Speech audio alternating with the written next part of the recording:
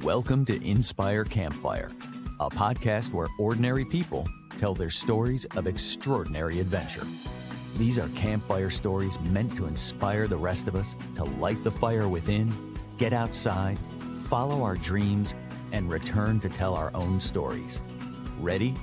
Let's strike the match.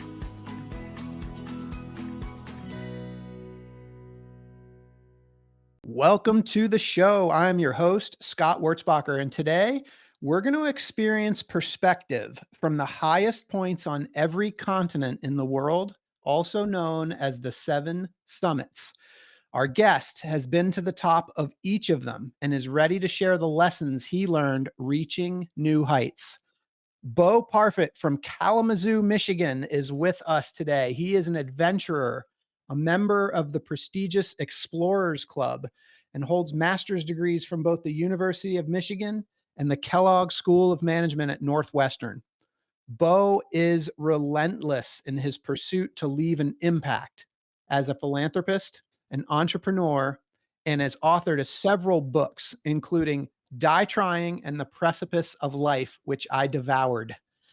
This guy is the real deal. It is time to secure your harness and get roped in so we can begin this incredible conversation with this elite mountaineer. Bo, welcome to the campfire. Thanks for having me, Scott. I'm honored to be here. Man, I am so excited to have this conversation. I've got both of your books right here. I devoured both of them. Like, what great storytelling. I just can't wait to get into some conversation with you about this epic journey that you've been on. I would love, just for the listeners' context, if we could just start with a little bit about you and how you got into mountaineering. Sure. So I grew up in the Midwest. I grew up in Michigan. For anyone in the audience or listener that's from the Midwest or Michigan, you know there's not too many mountains there. But I did as a kid like the winter. So I did like the winter and I did like the snow, and I liked that from a young age. And then I was lucky enough for two times in my childhood, my dad took us out west to go skiing. And we went to Big Sky, Montana, and then Colorado. But the first time I saw the mountains, it's one thing seeing a mountain in a book when you're a kid, and then it's another thing to actually see it with your eyes. Yeah. And like a lot of people, it just kind of took my breath away, and I became just enamored and intoxicated with the mountains. Can I stop you right there? Because I love enamored and intoxicated with the mountains. Like, I felt this too. Like, one of the things I've noticed about big mountains is you can't, a picture can't capture it. You're standing there and you're seeing this thing and you try to capture it in a picture. It just doesn't do it justice. But like, do you remember that moment, like when you first were in the presence of a big mountain? Like, could you describe what that feeling was like? Absolutely. When we were coming into land and I saw the mountains, I just couldn't take my eyes off the window. And then we landed, we got outside, and we were kind of waiting for our luggage. And I was out the window looking at the mountains, and I could feel my heart was beating, like I was a little short of breath. My heart was beating, and my hands were, I had some kind of tingling. The hair was up on my arms, and I'm like, and I think at one point my dad said to me, because I asked him a lot of questions. And I mean, when I mean a lot, I mean probably thousands. And he eventually just said, "Time out. Let's take a break on questions. We got to get to the hotel." Okay. It was that feeling of just, oh my gosh, something's really impacting me here. Yeah, it's magic. It really is. Take us through kind of some of the childhood piece and, kind of getting to this place where you decide you're actually going to start climbing big mountains. So like a lot of folks out there, we all have our journey. I love this saying, "I'm here to enjoy your journey and not judge it." So many people, perhaps most people, have gone through some type of trial and tribulation, right? We've all had to climb our own mountain. So for me, I was pretty severely dyslexic as a kid. Yeah. I also had a speech impediment. I couldn't say my R's or my S's. My parents divorced, and it wasn't that amicable. I mean, if they were on the show, they would say, "Yeah, we really had a tough divorce." So they had a tough divorce, but I would say that the hardest thing would definitely be the dyslexia and the speech impediment, because every time I went into school, I would just fail like 30 times a day in school, right? Hey, but you have to read out loud, or, had to write something, and I couldn't do it. So I remember in second grade, I was just really struggling, kindergarten, first grade. And in second grade, my teacher, whose name was Mr. Principe, told my parents, Bo's not going to graduate high school. Wow. And I would love to tell you that I went home, Scott, and I went home that night and said, man, I'm going to prove him wrong. Well, I went home that night and I didn't do that. I was only in second grade. I cried my eyes out. I thought, hey, there's something really wrong with me. Wow. And I didn't know what to do. I got a tutor, which helped. But now, fast forward, I just kept kind of showing up. And I got to seventh grade, and my seventh grade teacher told my parents, I've got good news. Bo's going to graduate high school, but not college. Wow. And in my mind, I'm like, well, I've made some progress, right? They're saying I can graduate high school. They weren't saying that before. I've made progress. These last 5 years of grinding, I've made a little bit of progress. I kind of like that. Yeah. And I just kept grinding. And I think Winston Churchill says, if you're going through hell, just keep going. Don't stop. Love it. Yeah. That was kind of my journey. And then I liked math because there were no words in it. And I started to just really practice hard at math and get good at math. And then from that one subject, my confidence started to build, and I ended up getting actually pretty good grades and getting into college and getting 2 master's degrees. So I turned the stumbling blocks into stepping stones. Yeah, absolutely. I mean, I love just keep showing up and keep grinding. That's what I heard you say. I mean, you've already dropped enough wisdom for an entire podcast episode right there. It's awesome. In the hard part, I just want to say for a lot of people, like athletes or people that want to be top performers, musicians, painters, like you make these jumps in life, right? Like, oh, hey, I'm really making good progress. And then you plateau. And the plateau is where the magic happens. And a plateau can last 6 months or 3 years. And then boom, you hit another breakthrough. But it's the discipline to stay focused and keep working during the times where you've plateaued. That's the big push. Yeah. What was that plateau for you? There were just so many in life. For example, reading and writing. Like, wow, I'm really struggling with reading and spelling. And I mean, I spent like 2 or 3 years just at a flat level where I was advancing. Now I'm in 4th grade, but I'm still reading at a 2nd grade level, right? And then it was in 5th grade that I made the jump. In 5th grade, I went from a 2nd grade reading level to a 5th grade reading level. And I remember just going, man, but it took 3 years to make that jump. Yeah. Of just grinding it out. Yeah. Good question. Yeah, it takes time. I mean, this is super inspiring for people that are listening. I mean, as we fast forward to this man that has climbed the 7 summits, it's pretty incredible. Where does the mountaineering show up for you? The mountaineering. So I was enamored by the mountains, as I mentioned before, right? A couple of trips out west. So one of the questions that I talk to is, hey, if you really want to go and be in the mountains, right? A great way to do that is to go to college in the mountains. Yeah. So I went to Colorado State University in Fort Collins, Colorado, and I was in it. I remember the first time, this is a good story. The first time that I landed in Fort Collins, within 24 hours, I had already climbed 2 mountains. Nice. And I remember in the library, like I would be in the library trying to study, and I would look out the window and like a mountain would like catch my eye. And I'd be like, oh, I got to go climb that one. I would just leave. I wouldn't even. So I was also working, 50, 60 hours a week at a restaurant and trying to go to school full time. So I remember I went into, this is around Thanksgiving, and I went into my advisor's office. Her name was Dr. Alexandria Bernasak. And I went into her office, at noon, right? Call it noon, 11 a.m. And she goes, Bo, I've got your grades. She held up this piece of paper. She goes, you're getting all F's and D's. And she goes, I know you're not going to class. I know you're climbing all the time. And I said, well, how do you know that? She goes, well, for one, you're wearing your climbing harness right now. So I didn't even know. I had to look down and go, oh, I guess I do have it on. I just had it on. Like I just walked to class, or I'd go to work and they'd say, hey, your harness is still on. So she said to me, she goes, look, I've seen this movie before.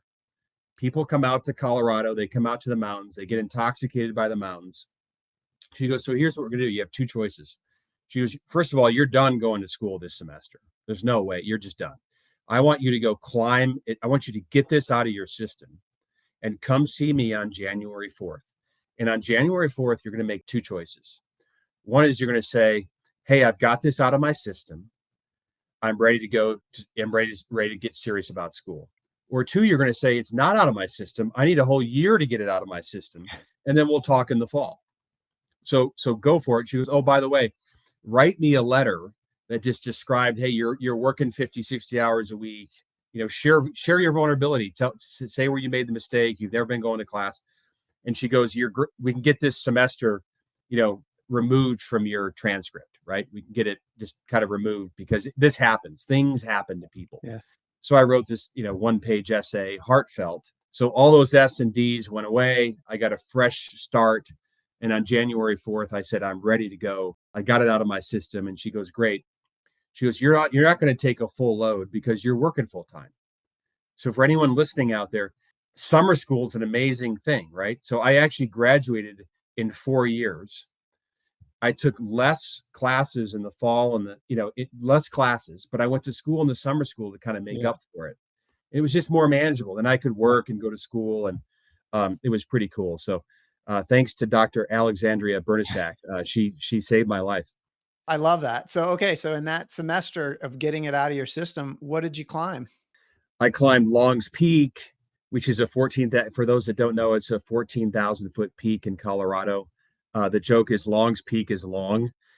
It is a very long climb. There's kind of a fun scramble at the top, and a bunch of just kind of rock climbing around Fort Collins. Awesome. A bunch of outdoor rock climbing. Talk to me about this commitment to climbing the 7 summits, because that's what we're going to get into today. And you have this talk that you call the 8 lessons from the 7 summits, and I'm really eager to kind of share that story with people. But at what point did you make this commitment that you were going to climb the 7 summits? For those that are listening, no matter what age you are, you embark on something with just, hey, I'm going to go fishing in Alaska, right? Or I'm going to go to the Grand Canyon. So for me, it was, I heard about Kilimanjaro when I was climbing Long's Peak. Yeah. All I heard is, hey, you can go to Africa, maybe spend a day or two on safari, and you can climb the tallest mountain in Africa, the rooftop of Africa at over 19,000 feet. And I just thought, wow, that would be the trip of a lifetime. And as an 9-year-old kid, it just stuck with me. And then I was working for JP Morgan, doing investment banking. So mergers and acquisitions, corporate finance, AKA investment banking in New York City. For those that don't know, you work, 80 to 100 hours a week. Okay. I went 7 months straight of working. Maybe it was 8 months. I can't quite remember, but that's every day, everybody. So this is working Saturday and Sunday, every day, 7-8 months straight. I never left the office before, I think 11 PM. Okay. And this was a time where the financial analysts started to take vacation. I remember going, this is important. I remember going into my boss's office and saying, hey, I want to go climb Kilimanjaro. I just want to take 5 days off work, and I add in the 2 weekend days on the other side. Boom, that's 9 days. I can do the whole thing. And I was about 40 or 50 pounds overweight. I had a good sized belly. Okay, Scott. So I went into his office, said, hey, I want to climb Kilimanjaro. Here's why. And then he looked at me. He looked down at my belly. He looked at me. He looked down at my belly. And he goes, well, what makes you think you can make it? And I kind of covered up my belly. I was like, I know he's saying I'm kind of chunky or fat. And I said, well, I'm kind of determined. And he said, listen, and this is one of the lessons learned. He said, Bo, you came into my office and you want to go to Kilimanjaro, and all you've told me is why you want to climb that mountain for you. And he said, that's fine. That's fair. He goes, but do you want to know how to create more energy than you could possibly imagine in your life? And boom, you could have heard a pin drop. I went, yeah, I want to learn how to create massive amounts of energy. He goes, when you do something that's bigger than yourself, you're going to have more energy than you could possibly imagine. And he goes, and you just might make it to the top. He goes, think about that and come back to my office. So 2 weeks later, I came back. I'd done all this research. And I said, I got it. I want to create a doctor. I want a doctor scholarship in Africa. So I found this organization that goes into shanty towns which are really, for those that don't know, it's really poor, incredibly poor areas of Africa where they're literally living in shanties, right? Dirt floors, tin roofs. Sometimes there's even no roof. And they test kids for aptitude. Okay. And they find ones that they can put on a good track. And then at the time, for $6,000, we can pay for their medical school, and we can create a doctor who will save lives in Africa their whole career. I said, man, that's pretty cool. And I was like, man, we can even track the number of lives that we save over the next, of their whole career, 30, 40 years. So he looked at me, he loved it. And he opened up his desk drawer.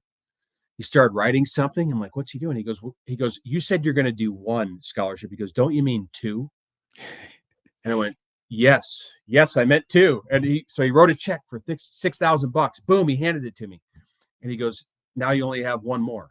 And he goes, now go talk to this person and this person, all these senior people at JP Morgan. So I got to know people very senior at JP Morgan, punching way above my weight class because I had this idea. So that was an amazing thing. So I went to Kilimanjaro, and by the way, barely made it, got food poisoning on the summit day. Oof.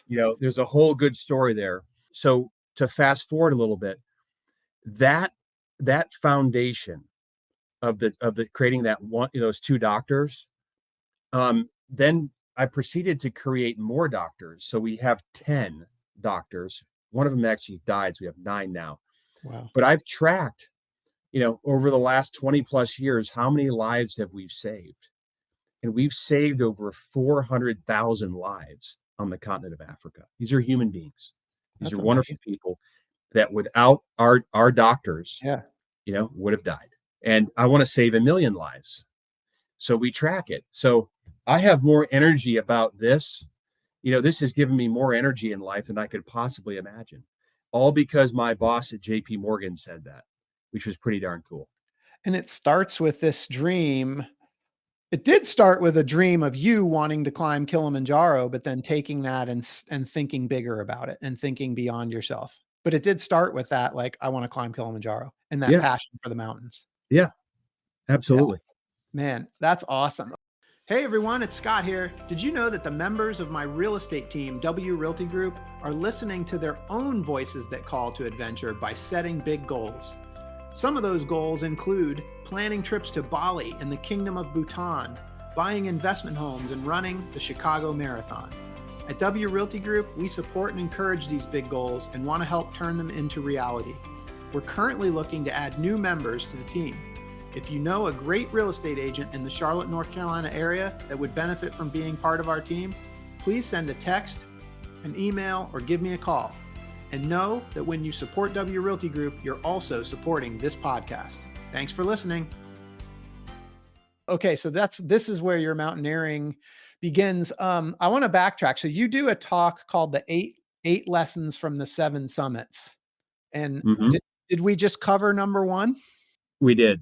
So there's 7 summits, there's 8 lessons. I don't know what we're walking into here. Like, I can't wait to hear this story. So Kilimanjaro was number 1. What comes next? Sure, you bet. So it was Aconcagua. Okay. So Aconcagua, everybody, is the tallest mountain in South America. Yep. And I had never heard of the 7 summits until we were coming down from the summit of Kilimanjaro. And a guy that I climbed with said to me, so are you going to do the 7 summits? And I said to him, well, what's that? And he goes, you just climbed the tallest mountain in Africa, which is Kilimanjaro. It's the tallest mountain on each continent. And there's 7 continents. Are you going to do the 7 summits? I said, I never thought about it. And I said, well, I think I'll try it. Like, that sounds pretty cool. I want to learn more about it. So I went to Aconcagua next. And the unique thing about Aconcagua is there's a couple things. It's the tallest mountain in the world outside of the Himalaya. It's almost 23,000 feet tall, almost. Yeah. And it's really high altitude. And if you can get to the top of Kilimanjaro at, just call it 23,000 feet, that's about the altitude where people put on oxygen. Got it. to go climb Everest or other 8,000-meter peaks. So that's a test. It was a good test. I was like, well, I might as well figure it out if I even have a shot at Everest, right? If I can't get to 23,000 feet or almost 23,000 feet without oxygen, well, then I won't even bother. Then when this dream will come to an end. I got to Kilimanjaro, and what I realized is our greatest adversary is time. And somebody told me like 1,000,000 seconds. Have you heard this? 1,000,000 seconds is like 31 days, Okay. but a billion seconds is like 32 years or 33 years. So there's some people that are time billionaires out there, right? They're going to live another, 32 or 33 years. But just this notion that time is our greatest adversary. If we don't kind of plan ahead and start to really tackle our dreams, then things can slip away.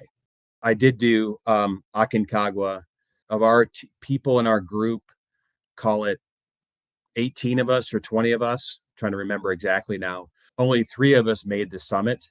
The guide, a professional, Ironman athlete, and then, an overweight, chubby investment banker from JP Morgan. Okay.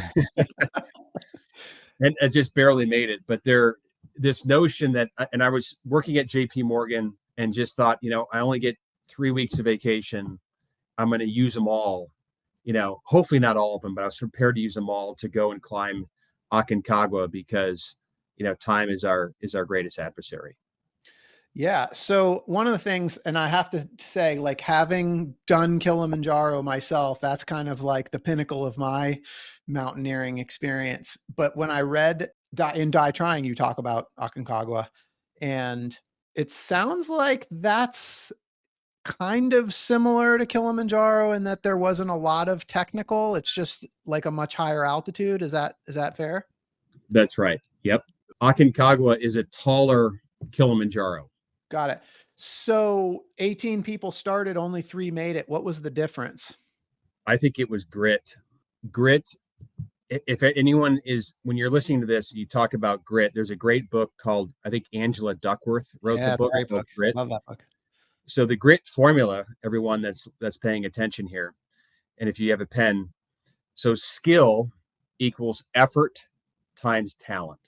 Mm-hmm. Achievement equals effort times skill. So if you notice, effort is in both equations. So effort counts twice. Yeah. And I think that there were definitely people that were more talented than me that had more skills than I did, but I just had double the effort. Okay. I had the grit. And I think that's what separated me from all these other people to summit Kilimanjaro. Well, actually Kilimanjaro and Aconcagua. So grit is a theme. It's a lesson learned from all the mountains, but grit's very important, everybody. What was the difference for you between, I mean, obviously it's about 4,000 foot of difference, but like, what were the effects? Like, what were the physical effects that were different on Aconcagua? For those out there that have done Kilimanjaro or want to do Kilimanjaro or Aconcagua, the moment you start getting above 15,000 feet, the altitude really kicks in. Mm-hmm. Okay. And the difference between, 19,000 feet and 20,000 feet is real. The difference between 20,000 feet and 21, like it just keeps getting harder. I would argue it gets exponentially harder, every 1,000 feet or 500 feet you go up, above 15,000 feet. And then particularly above, 20,000 feet. The altitude was something that I felt the altitude on Kilimanjaro, but I could kind of push through it. But I really had to push through it on Aconcagua because again, we're almost at 23,000 feet. Yeah. And I didn't know what some people's bodies shut down. People throw up, they get nauseous. You can get cerebral edema or pulmonary edema. Right. You can die. So I was anxious and nervous, like what's going to happen to me at this altitude because my body's never been there. So I had to push through some anxiety. I had to push through fear. And then just physically, the altitude was a real butt kicker. I'm pretty good at acclimatizing. I've gotten better over the years. So that was something that was the altitude was a real factor. Yeah, that's intense. I mean, I felt every one of those things between 15,000 and 19,341 on Kilimanjaro. So that the anxiety, the fear, the negative thoughts and having to overcome all that. So I get it. I can't imagine like exponentially, experiencing that. So what was the lesson from Aconcagua? The lesson from Aconcagua would, again, when I give the speech about the 8 lessons learned, I kind of tell these stories, but all the lessons I really learned, they all are applicable to every mountain. Okay. So I don't really pinpoint one, but just to pick one, because, I think that would maybe help, is your greatest adversary is time. Mm. So that would be the Aconcagua. But again, grit also, is also part of it, but let's stick with that one. Okay. Love it. All right. So let's go to Elbrus. So what an interesting time, right? We have the Russia-Ukraine conflict.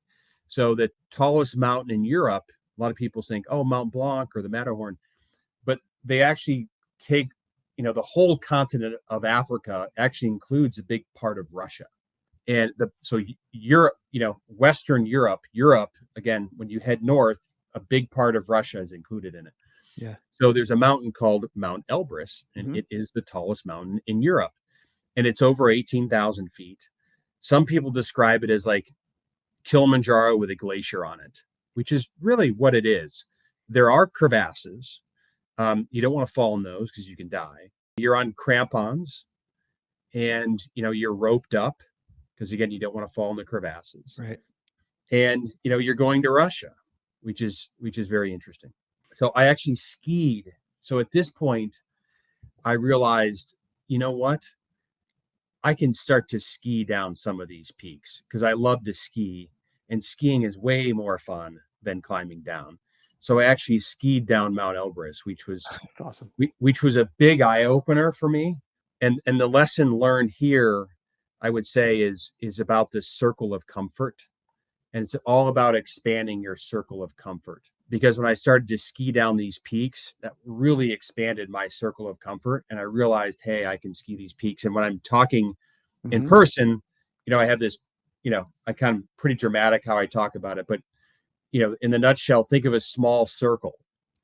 Well, that's your circle of comfort. So inside that circle is everything that you do. Like, it's what I have for breakfast. It's my Friday golf.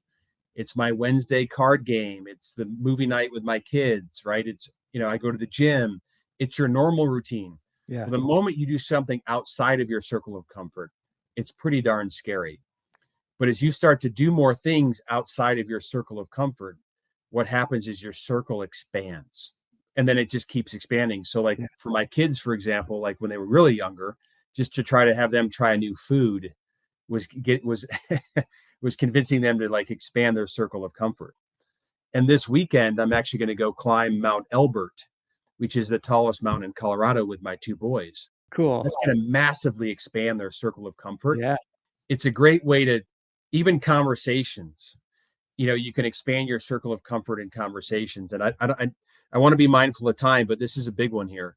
So like, if you were to ask me, Bo, how are you doing?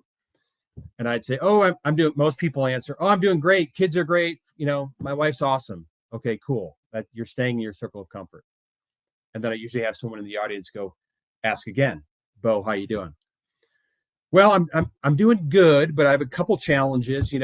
My youngest son wants to go, away for high school. He wants to go to a boarding school, and he's researched it on his own. This is all his idea. I'm in favor of him going away for high school. My wife is not okay. And, this is a big deal for us. And we're talking about this. And then I usually have someone say again, Bo, tell me how you're doing. And as you can see, the circle keeps expanding. Well, to use that same example, to speed it up, my wife and I, our horns are locked. I'm okay with my son going away to high school. She's not. And this could be a fracture in our relationship, in our marriage, because our horns are locked. I'm scared, and I don't know how we get through this. You see the different levels? Yeah. So when you talk to someone and you use this circle of comfort technique, you really get to go deeper. I use this in business. I use this with my family. I use it with friends. Like if I'm gonna give a talk, it just, the beginning of a workshop or a retreat or a conference, it just sets the tone for everyone to go a little deeper. Yeah, I love this. And for me, for Mount Elbrus, to ski down was very scary for me because I had never skied on a glacier and I'd never skied from over 18,000 feet. And the gear I was using wasn't that good. And you're roped up on the way up because of crevasses.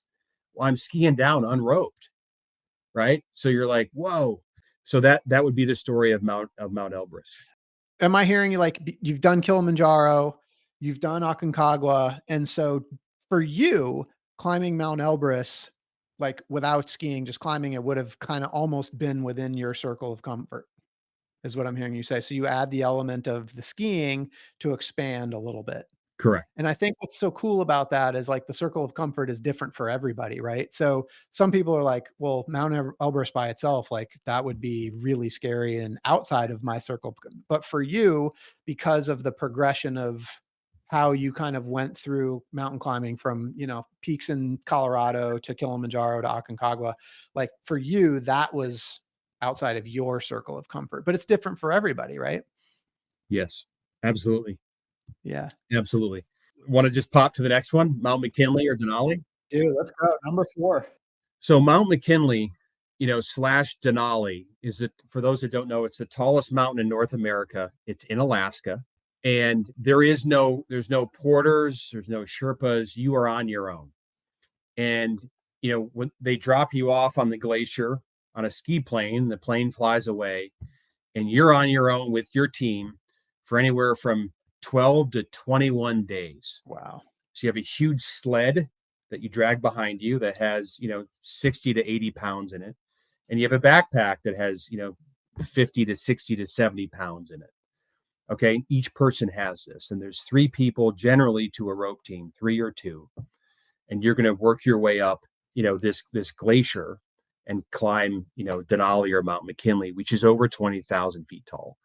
Mount McKinley can be as dangerous as any mountain on earth. The lesson that I learned here is about communication gaps. So on my rope team was a friend of mine that I actually climbed Kilimanjaro with. Okay. He was from South Africa, and our guide. Well, the guy that was on my team, my friend, had sprained his ankle a couple weeks before, a month before, 2 weeks before, and he was injured and he was moving really slowly. And I was getting, and the other, we had 3 teams of 3 people. So there were 9 of us. Okay. And I'm like 95% sure there were 9 of us. Okay. I should know, right? But hey, if you really want to know, read the chapter. So we were getting to camp, 2 to 3 hours after everybody else. So that's more time on your feet. And for the athletes that are listening, or people that are listening, like you can just imagine if anything's going to take you 2 to 3 hours longer than it normally does, it's going to tire you out. And I remember going to our guide, like the head guide, and I said to him, "Hey, Richard, who's my friend, he's injured. He's moving slow, and that's okay. But can I join your rope team or someone else's rope team? Because I want to make it to the top, and I'm really tired as I pull into camp because I didn't know it was going to take so long." And then he said, "Let me think about it." So 2 days goes by. He doesn't say anything. So then I asked him again and said, "Hey, I would like to join this rope team." And I happened to ask him like while we were just starting off to, climbing to the next camp. And it was windy and it was cold. And he turned and looked at me and he just yelled at me. He's like, "You're not a leader. You're trying to just, disrupt our expedition. You're trying to, cause all this conflict." And he just let me have it. Wow. Okay. And I was totally blown away by what he said. So what I realized is when there's a communication gap, here's the lesson. Ready for this? Negativity often fills it. When there's a communication gap, negativity often fills it. And this is to do with your family, your friends, at work. It just does. Look, we have ancient circuitry, everybody, because when we would step outside of the cave, right? That cave back in the day, and we'd look around and go, man, isn't this is great. The world's, look at the sun. It's sun shining, right? We could get killed by a tiger or something, right? Or a bear.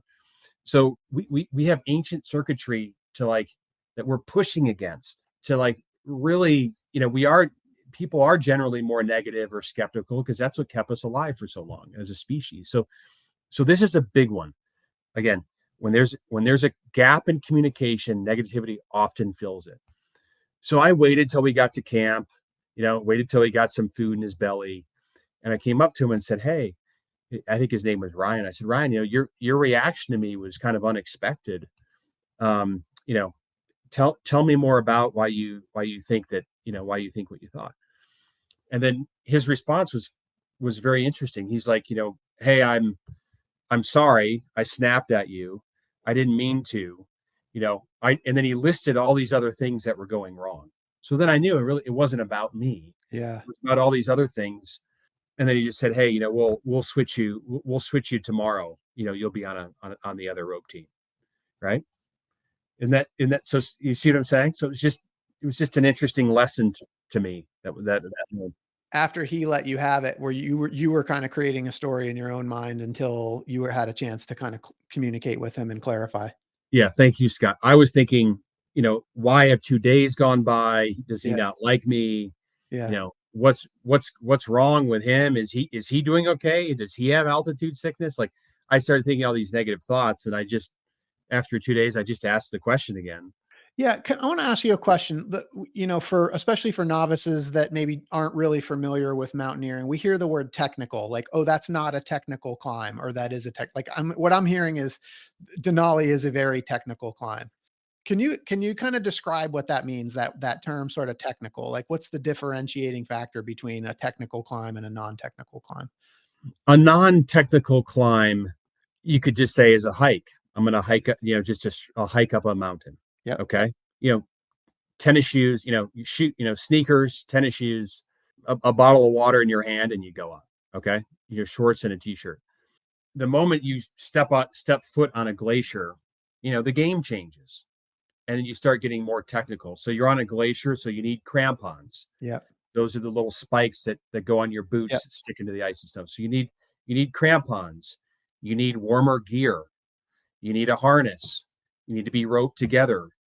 You need to have an ice axe, okay, a mountaineering axe. You need to know how to put an ice screw or a snow picket into the glacier.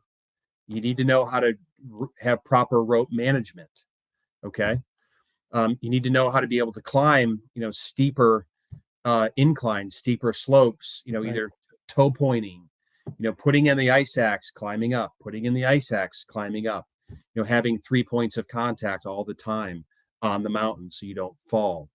So those are some examples of technical skills that you would need. Yeah, that's awesome. Thank you. All right. Number 5. All right. Number 5 is Mount Vinson. Mount Vinson, everybody, is the tallest mountain in Antarctica. And here's a cool stat. And for the Googlers out there, you can Google it and get the exact stat, but I'm going to be directionally correct in what I say. Do you know what year we put a man on the moon, Scott? Oh boy, you're testing me. In the 60s, right? Yeah. So whatever, we could almost Google it right now. So whatever year that was when we put a man on the moon, okay, Neil Armstrong, Buzz Aldrin, and that team there, it was about a few 2-3 years ish before is when we discovered Mount Vinson. Wow. So isn't that amazing? It really is.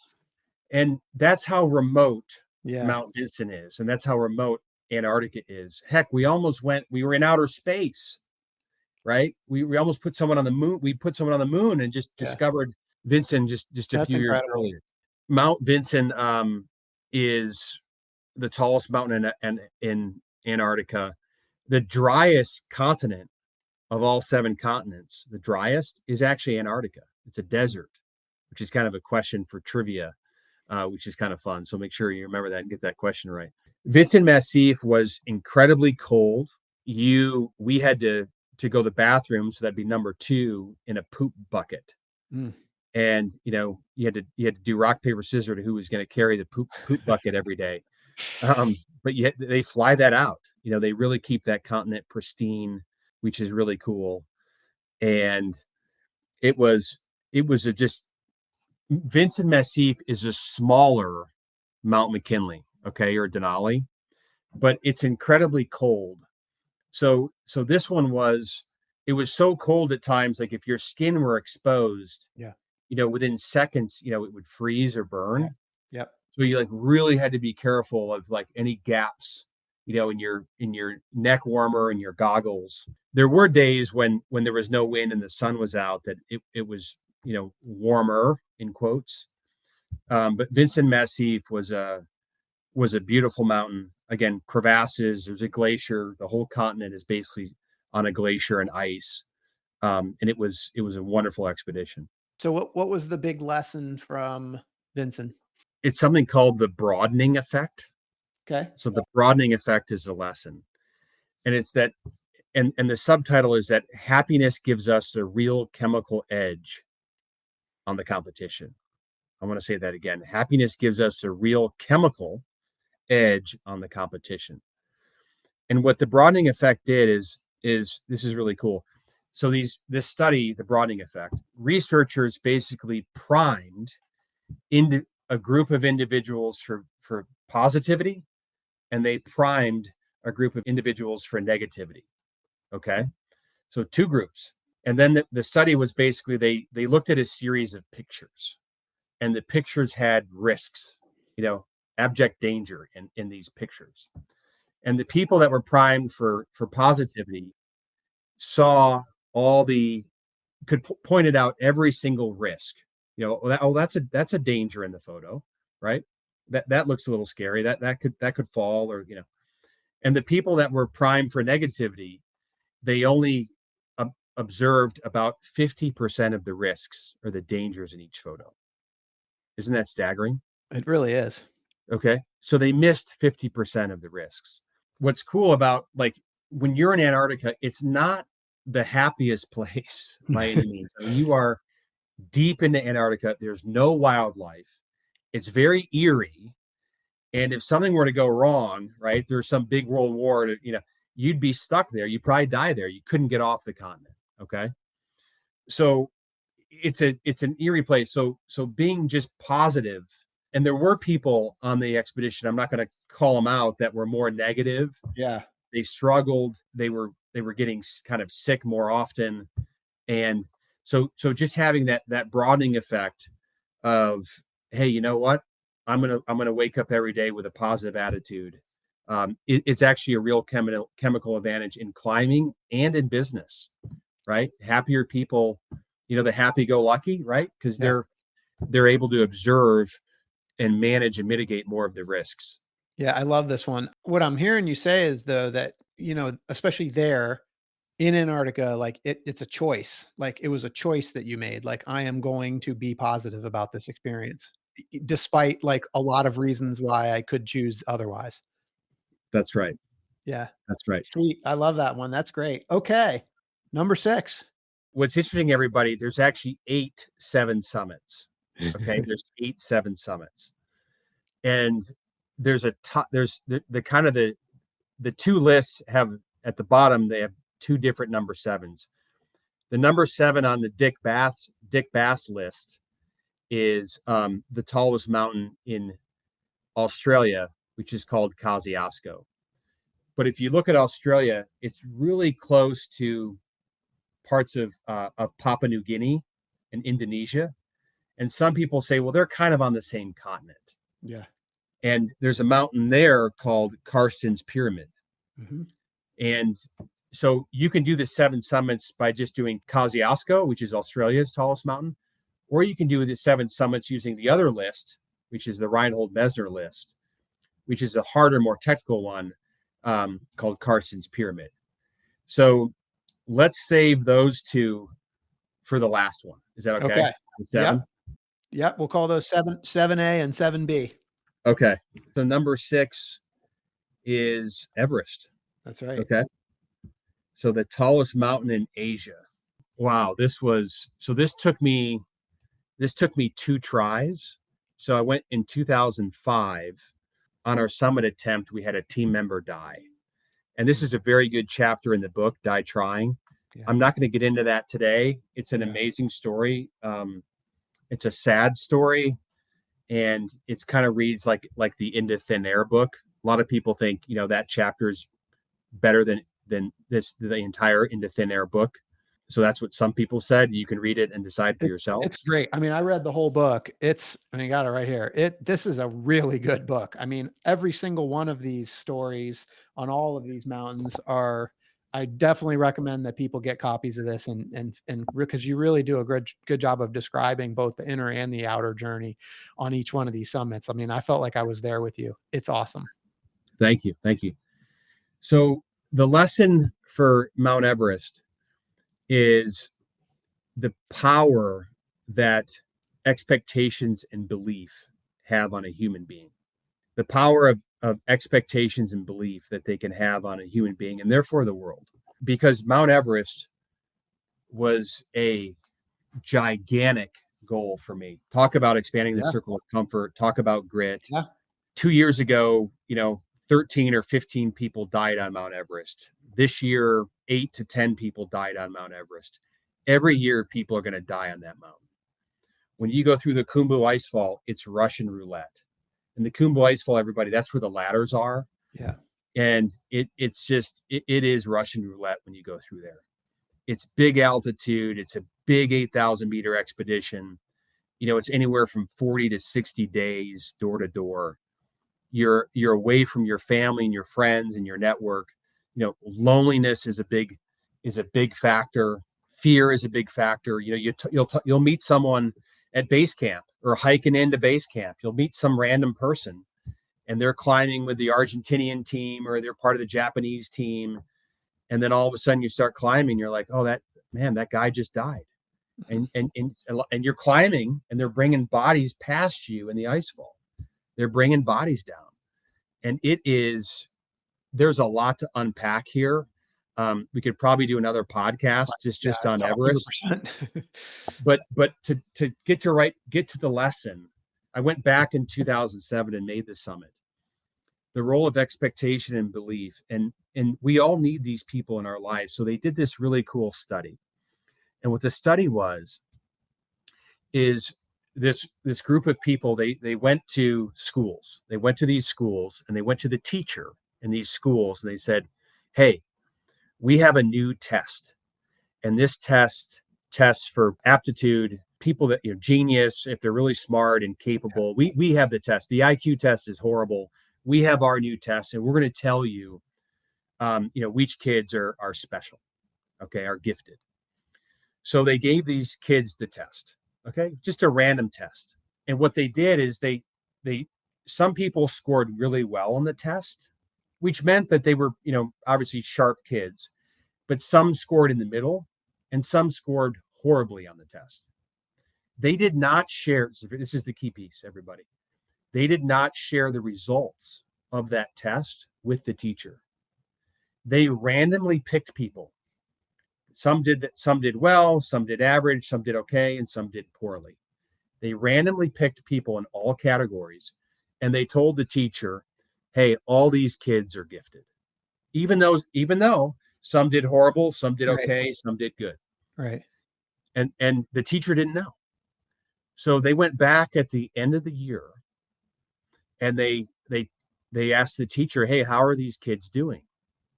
And she showed them their grades, their essays, their papers. And Scott, how do you think they were doing? I suspect that the teacher's belief, like not understanding, like it was more uniform, I guess. Like I'm guessing that the kids that didn't perform well on those tests were doing just as well as the kids that did. Correct. All of them were thriving. Yeah. All of them. Okay. Were top of the class, thriving in life, thriving in school, happy. Isn't that amazing? It is. It's amazing. Okay? It is. So the role of expectation and beliefs. There are people that are listening to this podcast. There are people that are looking to you, listener, and they want you to have, amazing expectations of them and belief in them and their abilities. Okay. So this is amazing. I just start telling my kids, you guys are amazing. You're going to change the world. You know, you're going to help your generation fix the world, fix all these problems that we have. I mean, I just tell them that.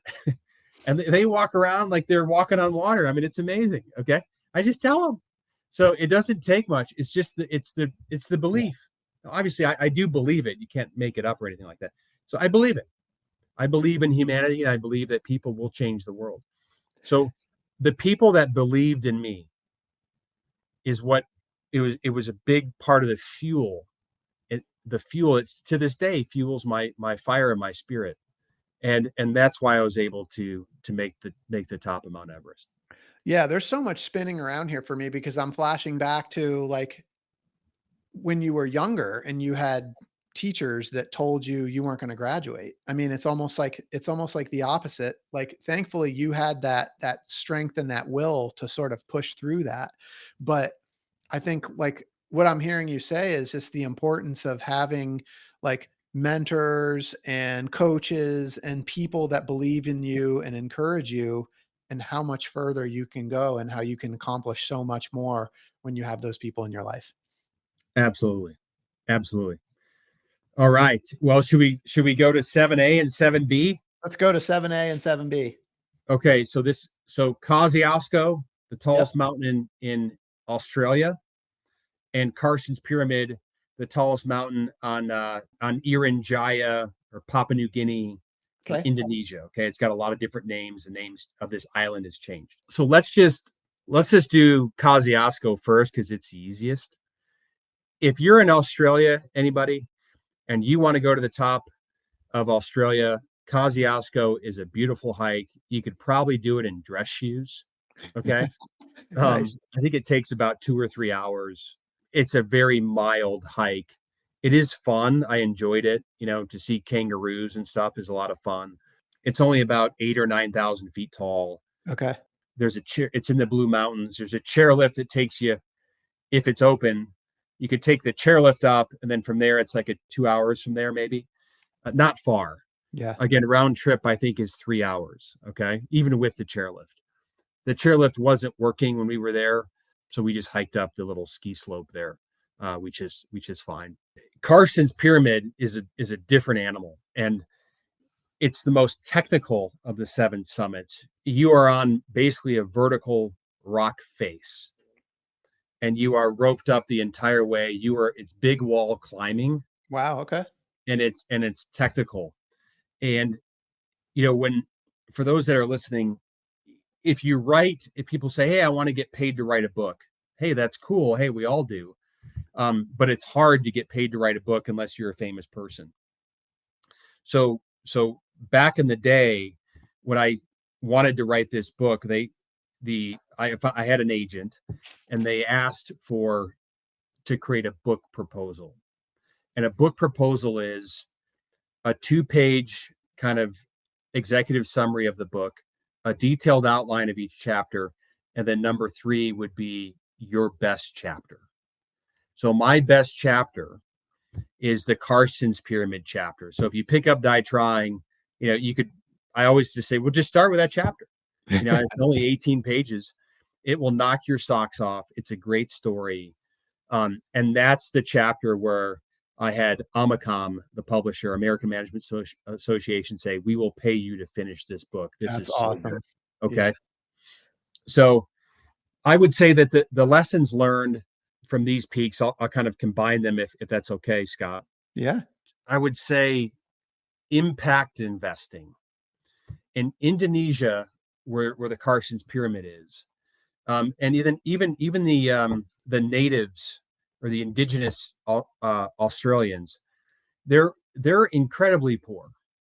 Okay, they're incredibly poor, and they need a lot of help and resources to help them, thrive. Okay, as a culture, as a people. So what I discovered is, so I sold my first business, which was apartments in college towns, and our investors did really well, and there was some there was like a promote or carried interest. There was some profits left over for myself and my team that did the work. So we had a successful exit, and everyone told me, hey, just start a nonprofit, just start a charity, start a nonprofit. And I'm like, okay. But, I also saw like nonprofits or foundations that just whittled away. They Mhm. just gave it all away and it went away. And not to say that's bad, but I was looking for a more sustainable Right. model. Got it. So I discovered impact investing. And impact investing means you can solve a problem in the world and make a financial return at the same time. Mhm. Mhm. And you know, who cures? I believe this. So my wife and I and two boys, we created Denali Venture Philanthropy. The website's denaliimpact.com. But we're trying to change the world by using impact investing. I love this. Who cures cancer? It's an entrepreneur. I believe it's an entrepreneur. Who creates clean energy? It's an entrepreneur, Yeah. right? Who are also engineers and scientists, right? But these are entrepreneurial type minded people that will solve and cure, most of the world's problems. This really, Carson's Pyramid and Kosciuszko really helped me lean in to making the world a better place. I'll give you three quick examples. Number one, there are millions of people in the world that are we call them working poverty. And we want to take them from working poverty to middle class or higher. Mhm. Okay. And, you know, we have a goal to bring 1 million people from working poverty to middle class or higher. And so far we're just under 200,000 people that we've taken from working poverty to middle class or higher. And our goal is 1 million. Okay. Which is pretty darn cool. So at DLP Capital, where I work, is our goal, our big, hairy, audacious goal for those Jim Collins fans, our BHAG, is to have 1 million people, families, living in our attainable housing units. This is market rate kind of workforce housing. We're over 100,000 now, which is pretty darn cool. Yeah, that's awesome. So before I joined DLP, I was just really making a living. Now I'm making a life. So I happen to combine my passion for impact with my career and my job. And that's what we're doing at DLP, which is really cool. And, how this relates to Kosciuszko and Carson's Pyramid is there. I've realized that housing is such a bedrock piece. It's like Maslow hierarchy of needs. Like you Right. need food, water, shelter. Like Right. if you have good shelter, right, that's a key. Then you can start to thrive, Yeah. right? So providing housing for people that need it is just so important in the United States and globally. And we spend a lot of time working on that at DLP, and we also do quite a bit of work on that through Denali, which is our impact investment entity. Yeah, I really, really appreciate and love this idea of impact investing, especially when we live in this sort of polarizing culture where it's like, you can't be both profitable and, serving the greater good. I think like this, there's a real both and to this idea of impact investing that I really love. And I really appreciate you. Bo, you're such a big thinker. I mean, obviously in business and in philanthropy and in mountaineering. And it's like, I really believe it's because of your willingness to expand that circle of comfort that you shared with us, that you talked with. I just love that. So we talked about we talked about 8 summits, 7 continents. What is the eighth lesson? The circle of comfort is number one. Grit is number two. Number three is your greatest adversary is time. Number four is the communication gap. Number five is the broadening effect. Number six is impact investing. Number seven is massive amounts of energy and happiness. Mm. Okay. Which we talked a little bit about before, but I think that's the one we need to double click on. And number eight is the role of expectations and beliefs. Yeah. So this is probably a good one to end on. I think we can double click on creating mass amounts of energy and happiness because we spoke about it a little bit before. Remember my JP Morgan boss? We did. People come up to me after I'm speaking and they go, how can I create more energy in my life? I heard what you said, but what can I do? I'm 65 years old. I'm retired. or I'm 75 years old and I'm retired, or I'm working part-time, or I'm 22. What do I do? Okay. I hear this all the time. So here's a great thing. A great way to do it for those that are listening is to look for something.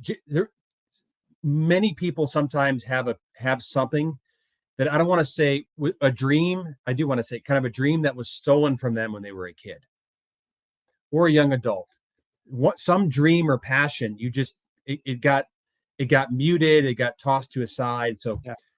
The great story is this guy heard me talk, and I asked him right at the Q&A at the end, and he said, I've always loved to cook, but I never have. I haven't taken one cooking class. I think he was 71. And I was like, well, that's it. I'm like, go take a cooking class and see what happens. And you can create these delicious layerings in your life. I call it the delicious layering cakes of life, right? It's life's cake, and create different layers of your life's cake, right? These different layers. And those that are hearing this are going, man, I think I want a piece of cake tonight. So, so he went and took a cooking class. Well, in his cooking class, he met friends. Okay. And then he said, hey, one of the friends said, I'm going to go to France and take a cooking class in France. So boom, he goes to France, and he does the cooking class there. Then he comes back and he does another cooking class. Okay.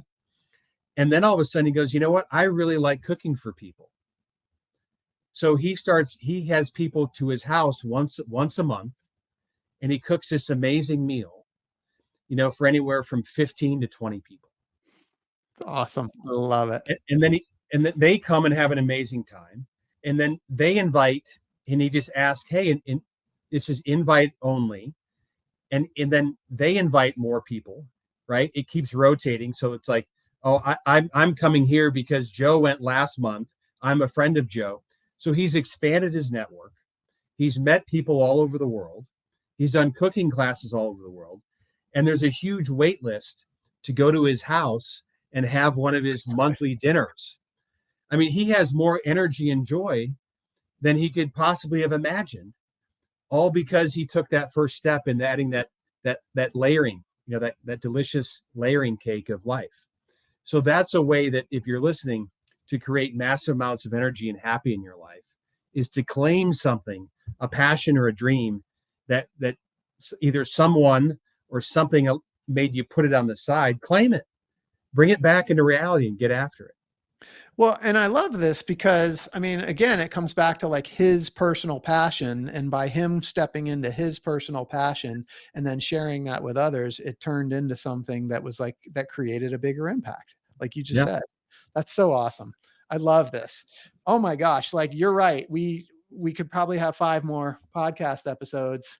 We've already gone way deep. I really, really appreciate your time today. Like, Bo, your books are amazing. The story is amazing. At some point, Hollywood's going to pick up on your story, and they're going to want to make a movie about you. I want to know, when they do, who's going to be the Hollywood actor that's going to play you in your movie. Maybe it's Matt Damon. Nice. That's a good one. He's a good one.